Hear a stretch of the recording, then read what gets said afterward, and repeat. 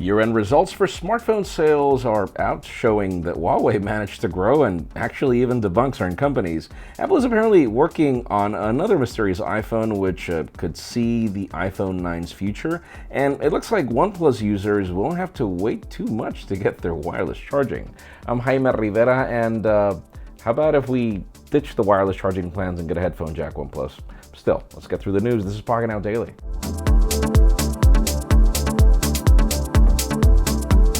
The official news today begin with deals, and we're actually going to begin with Amazon products because there are a ton. Right now, starting off with the Echo Show 8, which is $30 off, leaving it at $99 shipped. I actually highly recommend that one. The Echo Show 5 is $20 off, leaving it at $69 shipped. And then moving on to the traditional speakers, the Echo Dot is $15 off in most color variants, leaving it at $35 shipped. And finally, the third generation Echo is $20 off, leaving it at $80 shipped.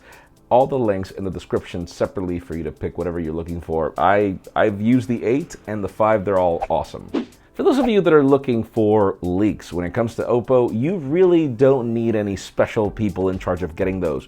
All you need is an OPPO VP at Weibo. It looks like they're busier than ever now, particularly that they also show us that they're working on a smartwatch. It has a very familiar design, to say the least. It has a curved display and two side buttons which have an LED strip embedded on them. The case appears to be made of metal with a gold finish, and it might come with ECG capabilities. Obviously, we'll keep you posted. I mean, we're close to MWC, so we'll most likely see it there. Now let's talk about other official news, because those leaks on Weibo, we could call those official. Think about it is now Samsung has just announced their first, if not the first ever 5G tablet. It is pretty much the 5G variant of the Galaxy Tab S6, which is just rebranded to Galaxy Tab S6 5G. It is currently only available in South Korea for around $850. It offers the same internal hardware as the regular variant, including a Qualcomm Snapdragon 855, 6 GB of RAM, and 128 gigs of storage. If you purchase it, you get a Samsung 32-inch curved monitor, a wireless power bank, a cover case, and a YouTube Premium subscription. I mean, like, seriously, how much money are you making out of this tablet, or is that just inventory you wanted to get rid of? Why don't you do that deal in the US? Now here's the thing, we've been covering for years that whole slogan of OnePlus never settle, and yet we don't get an IP rating even if we're guaranteed that it's water resistant. We don't get a headphone jack even though they've mocked so many companies, but the other thing we don't get is wireless charging. That might change. It looks like the company might implement it sooner than we expected, as they just joined the Wireless Power Consortium. We saw this same pattern a while back when OPPO introduced wireless charging on their smartphones. This doesn't mean that it'll come on the OnePlus 8 though. There's no guarantee they became part of it. We don't know if it's that they're already showing off products or how you get certified for that. So, hey, we could see it in the OnePlus 8. We'll see.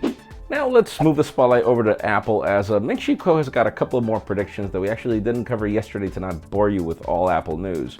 So let's begin with the fact that it seems that there might be something awesome coming in 2021. According to Kuo, in the latest report, Apple is planning to make a new budget-friendly iPhone for that year. We aren't sure if this will be the iPhone 9 successor or the Plus variant, which he mentioned before. The report claims that it will bring an LCD display, a Touch ID in the power button, which would allow the phone to have a nearly edge-to-edge display and a smaller notch, as it really won't bring Face ID. There might not even be one. The new Touch ID button will be capacitive, so I actually even wonder, given the fact of how large the power button is on the iPhone 11 and 10, why didn't they do that there in the first place? But hey, we'll see. But finally, the hottest news today have to do with Huawei. Welcome back to the hottest news segment, but it's actually because of two separate news that I'm just going to bake into one, because why not? The first one is actually funny. In a press conference, Huawei's Austrian country manager said that they don't have any plans to go back with Google services, even if the ban is lifted. And Huawei quickly released a statement and said that this isn't true, that an open Android ecosystem is still their first choice, and they will continue to use it if they can. However, if they are not able to use Android, then they will bring, their ecosystem and their app gallery and everything. The second is actually new quarter results, and the fact that, it seems that Huawei actually came up on top even with all the issues it had. Cupertino did dominate Q4 for the third year in a row with 78 million iPhones being sold, followed by Samsung. But when it comes to yearly growth, this is when it gets interesting, as Samsung barely managed to grow 2%, while Huawei grew a whopping 17% compared to 2018.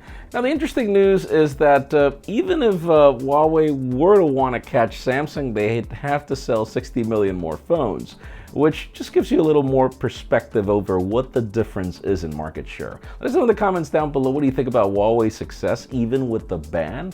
Because I'll tell you, I'm shocked, but this is just proof of how large the Chinese market is, and Samsung doesn't really have much presence there.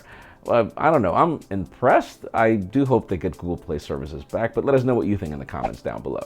Friends, again, if you want to get the news earlier, follow us on Pocketnow.com and subscribe to our channel for more videos like this one. Also follow us on social medias. Our extended coverage happens on Instagram, and follow me on my personal handles to see me complain about phones in the real life. Please give this video a thumbs up if you like what you saw. I'm Jaime Rivera. Thanks so much for watching. We'll see you on the next one.